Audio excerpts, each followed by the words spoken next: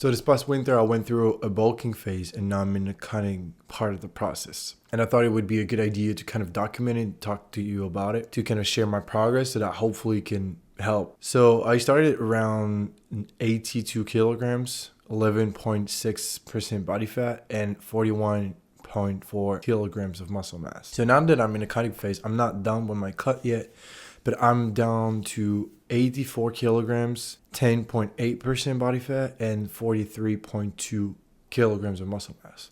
Now, I don't expect the scale to be perfectly exact and the most accurate thing in the whole world, but I think it's the best thing, the best commercial machine and scale you can find out there. So yeah, to be honest, I think I'm a little bit over 10.8% body fat because I still have quite a little bit of fat that's stored. The first thing I want to say is that the perception of your body, considering the body fat percentage, is very different for different people because it depends on where your body stores the fat, how you look under the light, your skin tone, a whole bunch of things. But the key message that I want to share through this video is that it's not really hard. It's long and you have to be patient and it takes a lot of self-discipline and structure, but I really think that getting leaner and more muscular is accessible to maybe not everyone, but a whole lot of people that are watching those videos. And if you have those things, if you have structure and the ability to refrain from engaging activities that are really rewarding in the short term,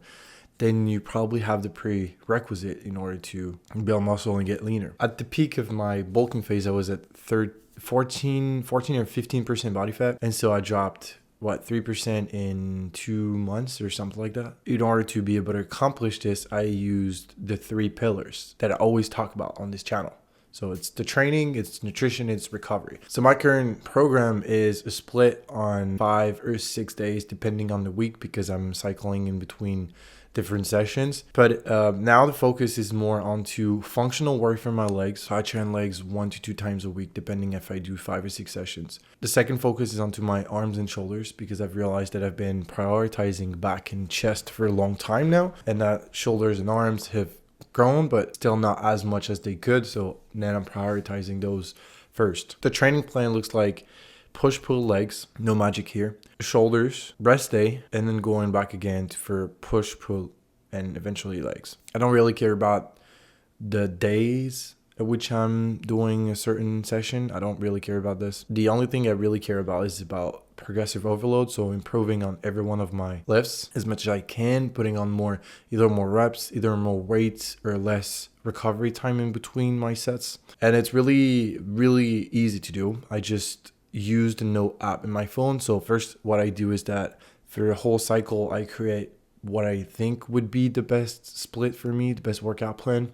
And then I tweak it around for 1 or 2 weeks to test it out and see how it feels. The most important thing is really progressive overload. So you don't really care about having the perfect workout plan. You just have to progress on this with this workout plan. You have to improve on it. I do 5 minutes at the beginning of my session to really try to get into the planning, understand where I could do better, what I can do better, and how I'm starting to plan the progression depending on my energy level, how I feel that day, and how the exercises feel, and if the contraction is easy to reach or not. It's really not magical. It's really working on the foundation movements. So for my shoulder, for example, I do 1 press and then I do another compound exercise. So moving different joints at the same time. So I do shoulder press, then I do deficit push-ups for my front delts. And from there, I do a lot of isolation work. So I'm going to do front raises, lateral raises, pulling for my real delts. So some sort of face pull that really works for me. Again, it's not about, I don't want you guys to focus too much on the workout plan. I want you guys to focus on the sensations you're getting from the exercises that you're doing and your ability to keep progressing on those. Now, when it comes to nutrition, which is if you want to lose body fat, and we're not talking about muscle, the most important thing. I don't know how people do it. I have to track, I have to weigh my food, I have to count my calories. I think it's the best method out there if you really want to get scientific and precise and everything. So I suggest you start tracking your macros. In order to maintain, I have to eat 2,900 calories because I'm very active, work as a coach in the gym, so I'm always lifting weights even when I'm not working out. And therefore, in order to gain weight, I was at about 3,400, even more or less. calories per day. Now, in terms of my protein intake, I try and reach 1 gram of protein per pound of body weight per day. So then it's like, for me, I was 180 something. So it's like 180 grams of protein per day, which is really easy. I take one big shake, and then the rest of it is through solid food, normal food that you could call. Now, what I eat non-processed food. I think this is really key because it allows you to have a lot of volume so that your stomach is not empty all the time.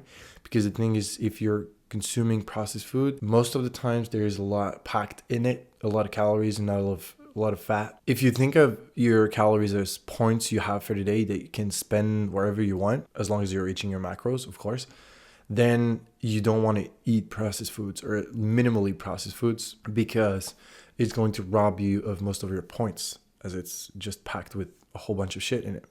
Plus, I don't really digest this well, so I try and eat whole foods that I know are processed, but not in a bad way, not added a whole bunch of stuff in it that I don't want in my body. Based on whole food, I eat a lot of carbs and protein after my training. So second meal of the day, which is for me around noon or 1 p.m. And the last meal of the day, I don't know, I could compose it with whatever macros I have left for that day. Now, the mindset behind eating, because it's really important to talk about this, is you cannot be afraid of being hungry. Expect to be hungry a little bit, but at the same time, you should not be hungry for an extended period of time. And now that I'm eating 2,600 calories because I'm cutting, and soon I'm going to be under this amount, it makes sense that you're going to be hungry because you have less stuff that you can eat. But at the same time, you have to be structured enough. You have to have a good enough meal schedule in place. So I eat every 3 to 4 hours,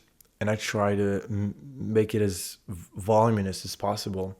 So I use a lot of cereals, whole grain cereals like rice, oats, bread, whole bread, this kind of stuff that stays in the stomach. It's like a whole bunch of fibers, a lot of fruits too. And in terms of protein, really get down to the essentials. So really lean sources of protein: chicken, tuna, turkey, those kind of stuff. Eggs, but in the morning. When we speak about recovery, people think about sleep, but it's not only that. You also have stress management, relaxation, those kinds of stuff that we're gonna talk about. When it comes to sleep, for me, this isn't unconditional. I'm really, really strict when it comes to my sleeping schedule. When I go to bed, it's 9 or 9:30, and when I'm sleeping, it's 30 minutes later, or like even 20 minutes later. So by 10, I'm asleep, and I wake up every day at around 6 or 7 latest. So that's 8 to 9 hours of sleep every day, unconditional. Because the only thing that I know is that if I'm cutting down on my sleep hours, or sleep quality for that fact, I'm not going to be able to push myself in the gym. I'm not going to be able to recover well. Then I feel some tiny little pains and aches, and I really don't like that. So in order for my joints to feel safe, stable, and my mind to be, active and concentrated when I'm working out, I need those 8 to 9 hours of sleep. And don't be fooled by what's been put out there and the information that's currently online, because you probably need much more recovery and much more sleep quality and quantity than you think you do. Because out there, I saw some people telling you that you need to sleep 6 to 7 hours, and if you're fine, you're good.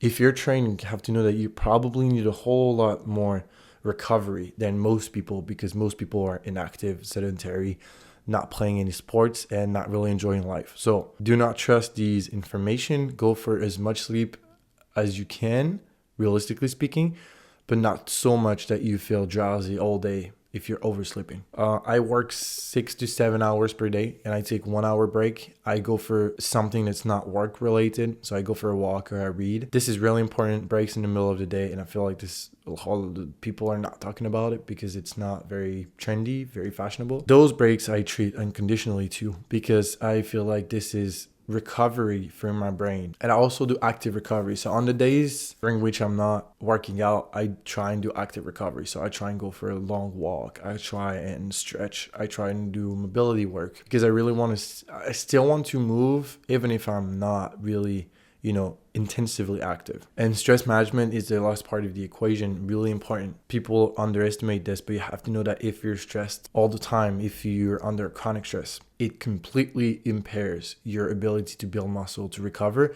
and to mobilize and to use fat. Because if you put your body in a stressed position, it's going to hold on to the fat, and it's not going to release the energy that it needs and the resources that it needs. It's not going to use it in order to build muscle, because those two processes are not crucial for survival. And if you're in a constant fight or flight reaction, then it's not going to be a priority. So you have to get out of that stressed state if you want to get leaner and build as much muscle as you can. How am I lowering the stress? I daily use breathing techniques when I feel like I'm stressed out. I do a shutdown ritual in between work and home, so that I can bring my system back to normal and think about something else and just stop my head from spinning. Two main tools. First, breathing exercises. Use whatever works for you out there. So square technique, 1, 2, count to 10, whatever it is, it doesn't really matter. The only thing that matters is that you focus on your breath and you slow your nervous and your cardiovascular system down. And the second thing is closing the loops. Now, I talk a lot about this with my clients. Closing the loops means whenever you're putting your mind into a completely different state. So whenever I'm deep focused work mode, so when I'm with clients or when I'm working on something personal, my mind is only focused onto the task that I have to do.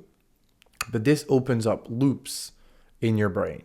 And if you're not conscious about this, you're going to have those loops open during the evening or during the night. So you have to close them somehow.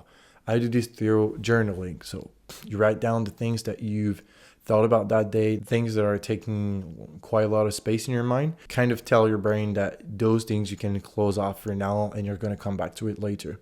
But if it's something that takes over your mindset and your thinking processes, it's not going to be good. Therefore, you have to close them before going to bed. So I use journaling, pen and paper. You don't want to use something digital. Last thing is that if you want to follow this journey, so if you're thinking about doing the same, you really need to think about those 3 pillars. So you really need to think about the training, the nutrition, and the recovery. If you're only thinking about 1 or 2 of them, you're not going to get optimal results.